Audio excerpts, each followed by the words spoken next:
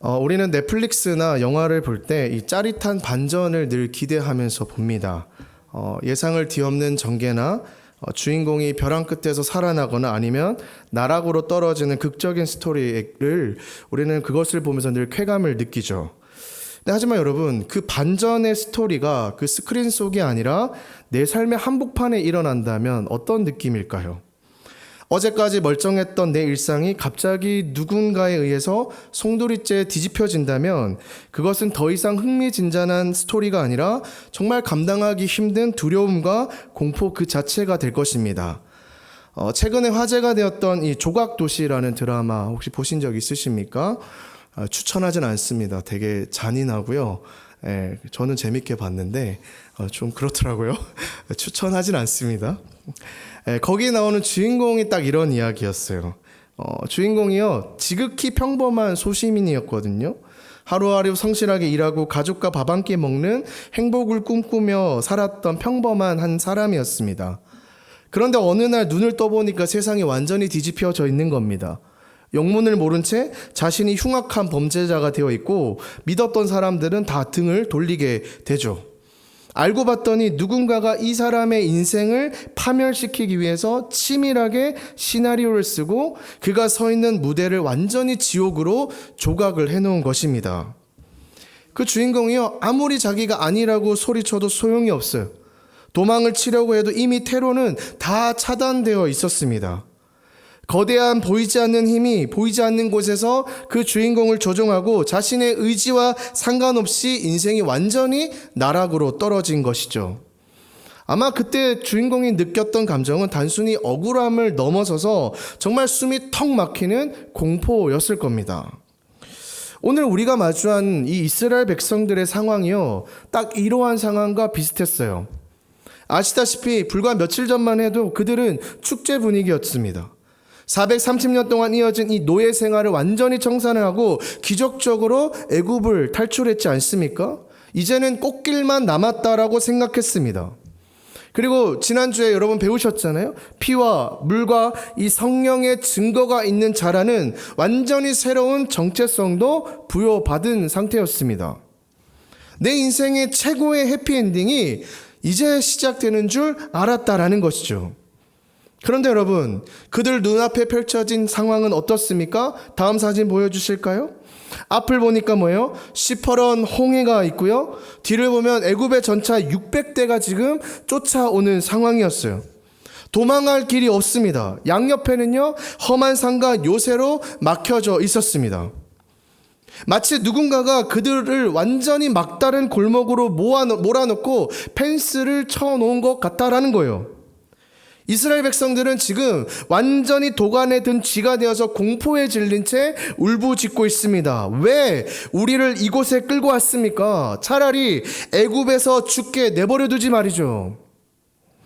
마치 오늘 드라마 속의 주인공처럼 영문도 모른 채 죽음의 위기 앞에 선 사람들입니다.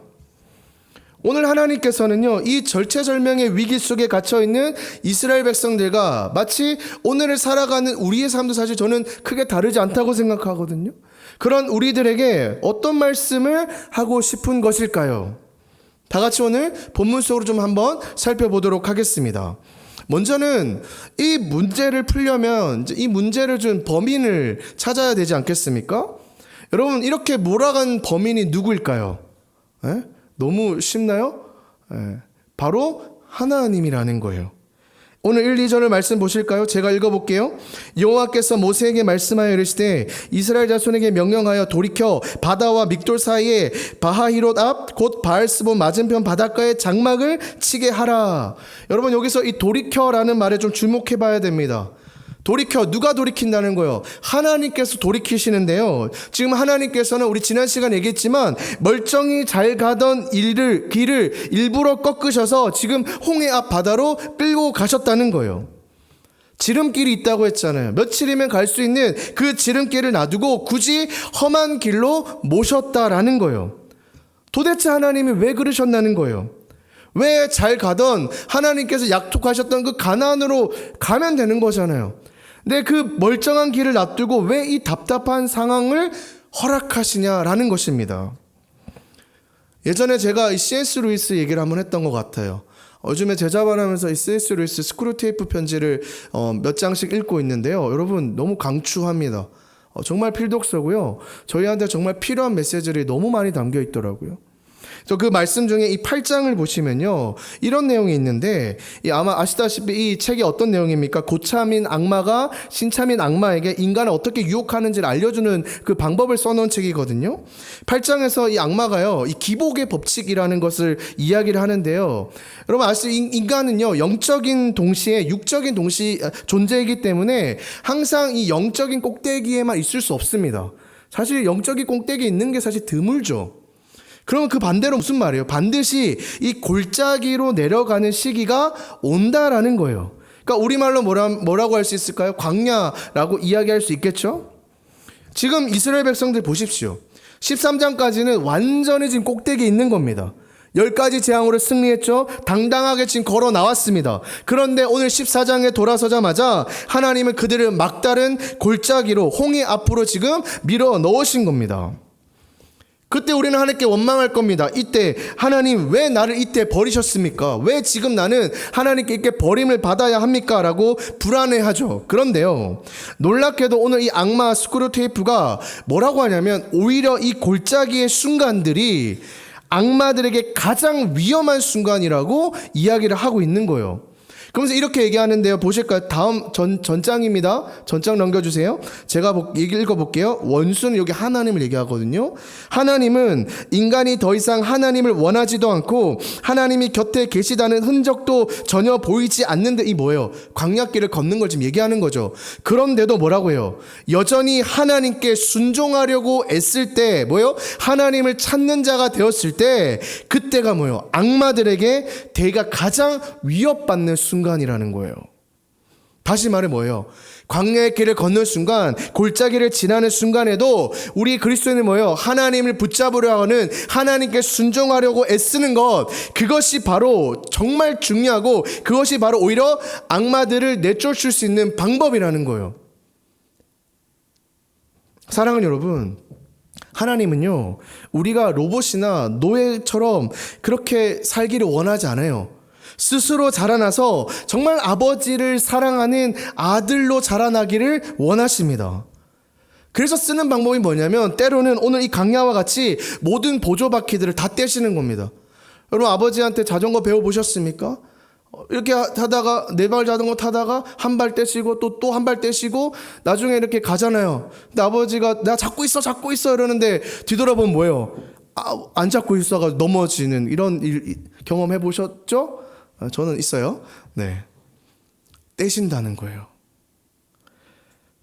다 기도해도 응답이 없는 것 같고 내 뜻대로 되는 것이 하나도 없는 골짜기를 하나님께서 허락하시는 거예요.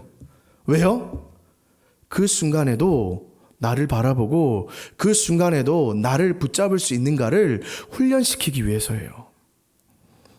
근데 여러분, 여기서 무서운 좀 포인트가 하나 더 있는데요. 그렇다면 여러분, 이 사단이 이 하나님의 전략을 알 거 아니에요. 그럼 사단이 이 골짜기를 막을 수 있을까요? 표면적으로는 막는 것처럼 보이지만 실제로는 막지 못한다는 거예요. 왜? 이 골짜기라는 건 하나님께서 허락하신, 우리 인생에 허락하신 필연적인 훈련의 과정이기 때문이에요. 그러니까 사단은요, 이 하나님의 이 훈련의 길을 막을 길이 없어요. 그래서 있잖아요, 오늘 이 8장에 아까 보셨던 8장에 보시면요, 우린 막을 수 없다 그러면서 궁여지책으로 이들을 막을 수 있는 방법이 하나가 있는데 이거라고 지금 얘기하거든요. 우리 같이 한번 읽어볼까요? 시작. 인간이 골짜기에 빠져 영적으로 공허할 때 그 비공간을 성적인 유혹, 술, 쾌락 같은 저급한 자극으로 채우게 만들라는 거예요. 우리가 하나님의 계획을 막을 방법은 없으니까 궁여지책으로 쓰는 방법이 뭐예요? 저급한 자극을 가지고 이들을 괴롭혀야 된다. 이게 사단의 전략이라는 거예요. 우리가 이 광야의 길을 걸으면서 하나님은 침묵하시잖아. 사단이 속삭이는 거야. 야, 너 지금 힘들잖아. 그러니까 지금 이거라도 즐겨. 술이라도 거하게 마시고 음란물 그냥 끝장나도록 봐. 게임 너 열심히 하는 거 있잖아. 밤새도록 해. 쇼핑으로 나를 세워버려. 이런 저급한 것들로 공허함을 달래려고 한다는 거예요. 여러분, 사단이 제일 뭘 무서워하는지 아십니까?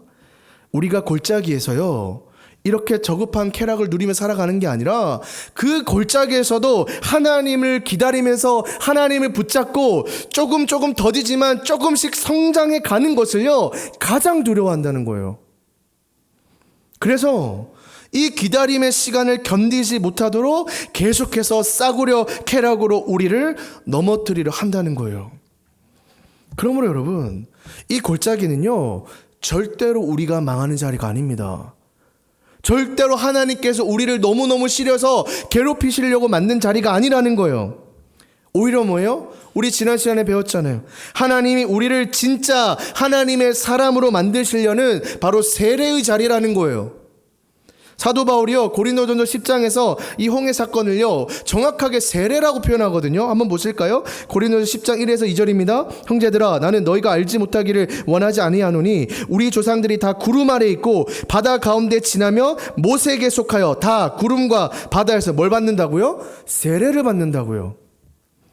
여러분, 세례가 무엇이었습니까?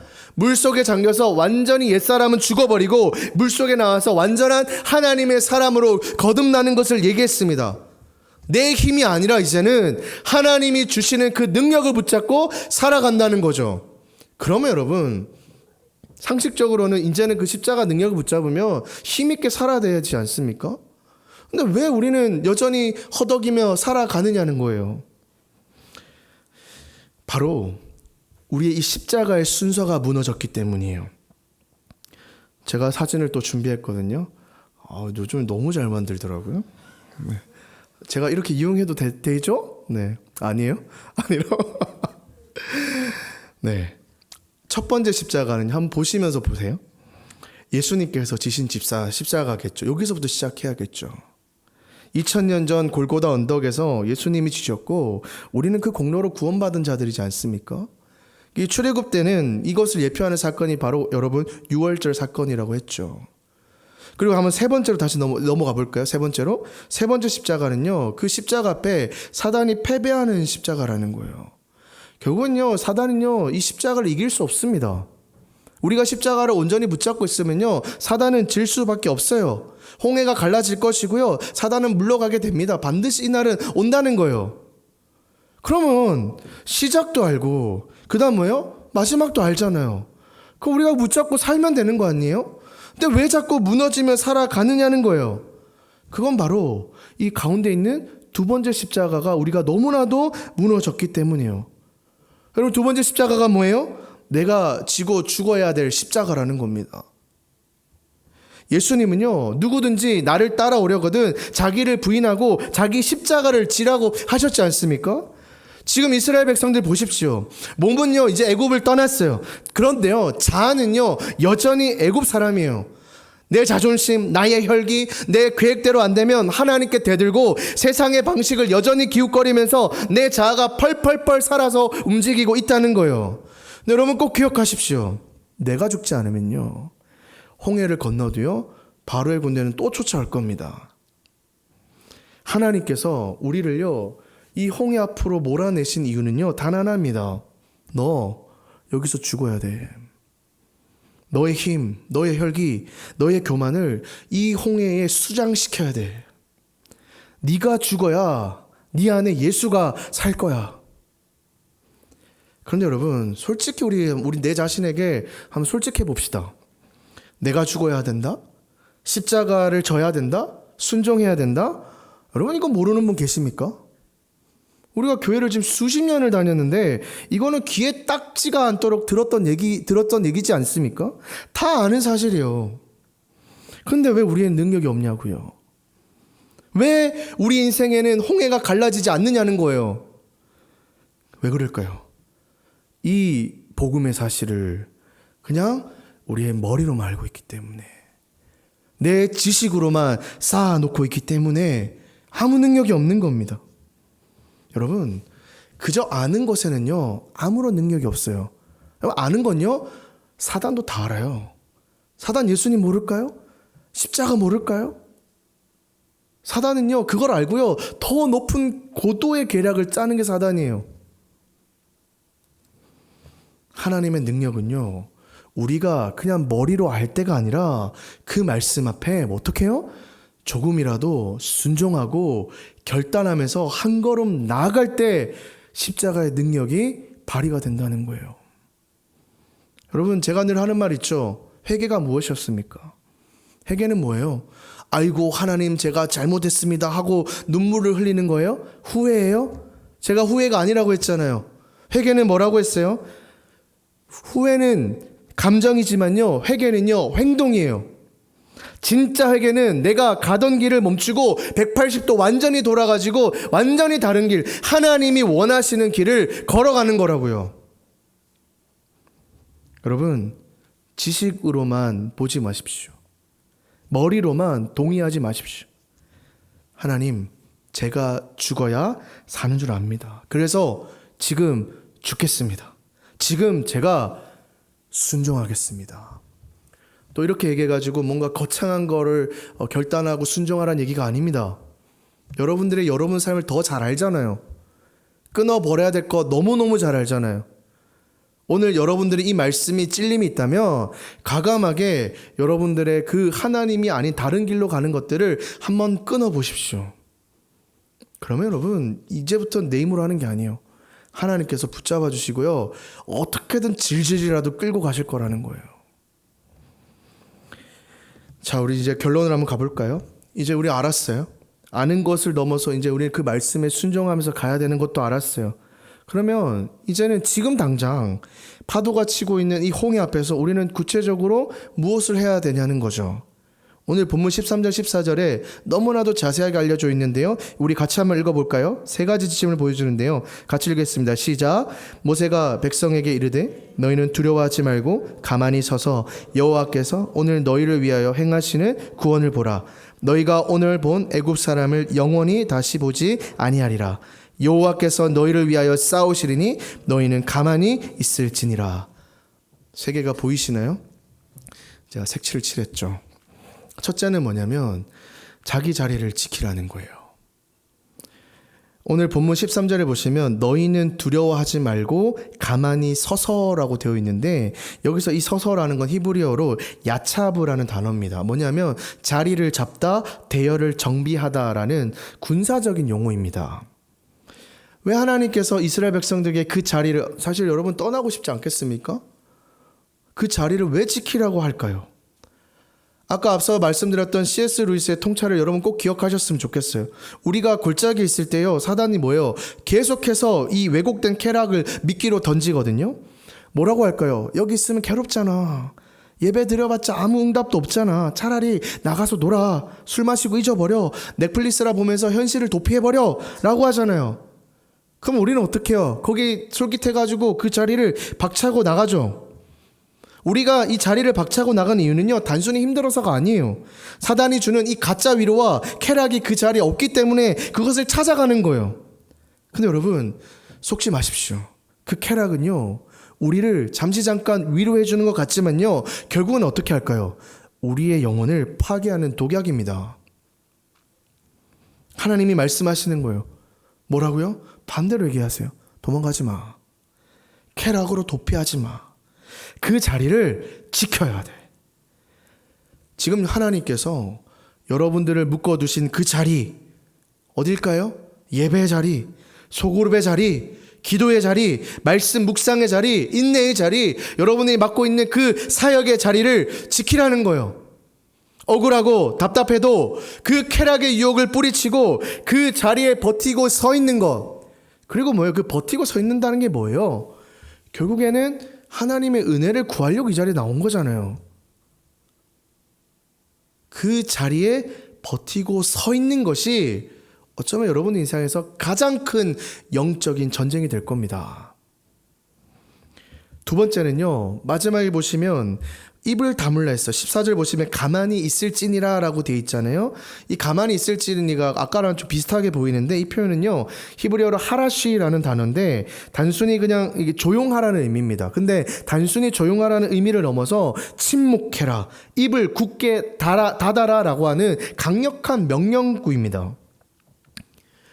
이제껏 살아계신 하나님을 다 경험했던 이스라엘 백성들도요, 눈앞의 홍해를 보고는요 완전히 겁을 먹습니다. 11절 12절 보실까요? 이렇게 해서 모세도 원망하고 하나님 원망하는데, 그들은 모세를 원망을 말했다. 이집트에는 묘자리가 없어서 우리를 이 광야에다 끌어내 죽이려는 것입니까? 우리를 이집트에서 끌어내어 여기서 이런 일을 당하게 하다니 왜 우리를 이렇게 만드십니까? 이집트에 있을 때 우리가 이미 당신에게 말했지 않습니까? 광야에 나가서 죽는 것보다 이집트 사람을 섬기는 것이 더 나으니 우리가 이집트 사람을 섬기게 그대로 내버려 두라고 하지 않았습니까? 다 쏟아냅니다. 그렇게 하나님의 기적을 본 사람들도요, 눈앞에 위기 앞에 이렇게 다 쏟아내요. 근데 여러분, 하나님께서 뭐라고요? 너무너무 강하게 그 입 다물라라고 한다고요. 사랑하는 여러분, 우리도요 불안하고 두렵다고 해서요, 여러분 인생 한번 돌아보십시오. 그럴 때마다 아무 생각 없이 내뱉는 그 부정적인 말들 너무 많지 않습니까? 이 모든 게 다 저 인간 때문이야. 이제는 완전히 망했어. 차라리 저 인간이면 나아요. 나 탓하는 사람도 얼마나 많아요. 내가 문제야. 그냥 죽는 게 나을 것 같아. 마라나타, 왜곡된 마라나타 있잖아요. 그냥 지금 주님 오십시오. 이러한 부정적인 말들도요, 결국엔 우리의 영혼을 다 갉아먹습니다. 두려움과 절망의 소리들, 그리고 세상이 주입하는 부정적인 메시지로부터요, 여러분 완전히 로그 아웃 하시길 바랍니다. 내가 입을 다물고 잠잠히 하나님 앞에 나아갈 때요, 오늘 뒤에서 보겠지만 하나님께서 싸우실 겁니다.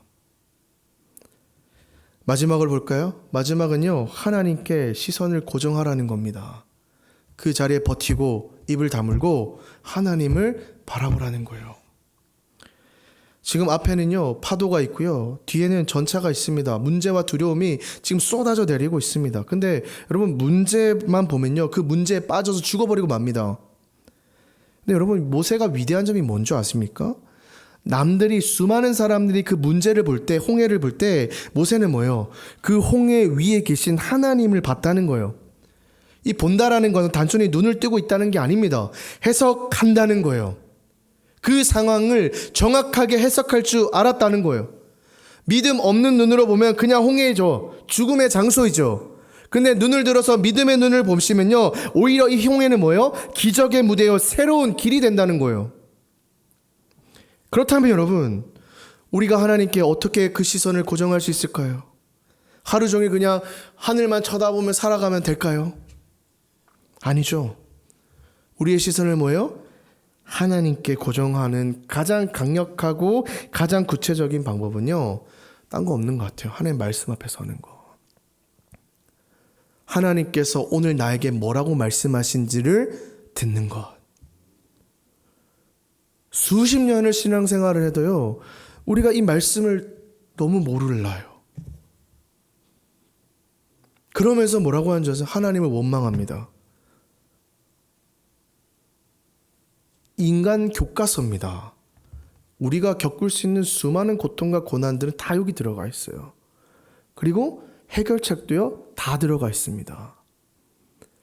우리가 힘들 때 하나님께서 뭐라고 말씀하시는지, 이럴 때 하나님께서 어떻게 얘기하셨고 어떻게 이끄셨는지를 바로 말씀 앞에 서는 거. 오늘 출애굽기 14장도 보십시오. 문을 열면서 뭐라고요? 하나님께서 오시잖아요. 하나님께서 말씀하시잖아요. 오늘 문을 닫을 때도요, 하나님께서 모세를 통해 말씀하시잖아요. 얘들아, 쫄지 마라.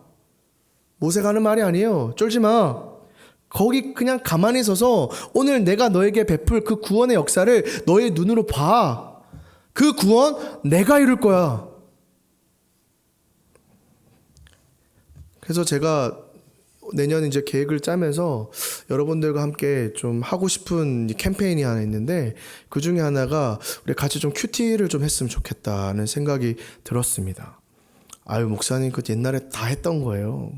이거 오히려 귀찮고 올무같이 우리 또 메워두려고 하시는 거 아닙니까? 여러분, 말씀을요 혼자 먹을 줄 아셔야 돼요. 제가 큐티가 100%의 답이라고 해서 하는 게 아니고요. 여러분들이 그 큐티가 뭐예요? 짧은 말씀을 가지고 묵상하고 여러분들이 생각해보고 또 적용하는 훈련이지 않습니까? 그래서 내년에는 좀 제가 좀 귀찮게 굴 거예요. 그래서 같이 좀 큐티도 하고요. 그 큐티 말씀 가지고 또 말씀도 좀 전해보려고 합니다. 여러분, 아까 얘기했잖아요. 그냥 결단해서 끝이면 안 된다고요. 말씀을 드셔야 되고요. 말씀 앞에 쓰셔야 되고요. 그 말씀 앞에 설 때 오늘의 이 광야와 같은 내 삶이 해석이 될 거고요. 방법도 얻게 될 거라는 거. 말씀을 맺겠습니다. 사랑하는 여러분, 오늘 설교 제목이 로그아웃이지 않습니까? 지금 우리는 어쩌면 이 홍해라는 절체절명의 위기 앞에 서 있습니다. 앞에는 파도가 치고 뒤에는 전차가 지금 달려오고 있죠.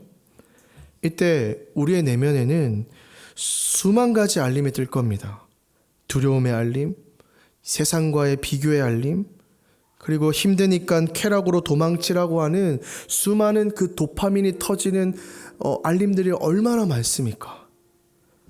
그 세상의 소음들이 우리의 영혼을요 지금 또 흔들고 있어요. 핸드폰을 여는 순간요 계속해서 우리를 흔드는 거죠. 근데 여러분 기억하십시오. 하나님이 우리를 이 막다른 골목에 멈추신 이유는요 단 한 가지입니다. 이제 그 세상의 소음과 거짓 쾌락에서 로그아웃을 하라는 거예요. 나가라는 거예요. 그리고 우리가 반드시 수행해야 될 영적인 로그인이 있죠. 아까 얘기했던 두 번째 십자가. 단순히 여러분 그냥 내가 죽어야지만 하지 마십시오. 내 자존심, 내 혈기, 내 고집, 나의 이 자아라는 계정에서요 여러분 완전히 로그아웃 하셔야 됩니다. 하나님, 여러분 아침마다 되뇌십시오. 하나님, 제가 죽겠습니다. 오늘 하루 제가 죽겠습니다.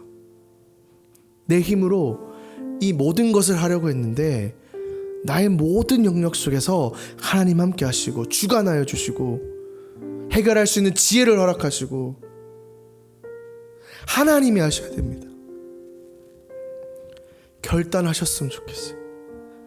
사단이 주는 가짜 위로에 속여 도망가지 마시고요. 그 자리를 여러분 지키시고요.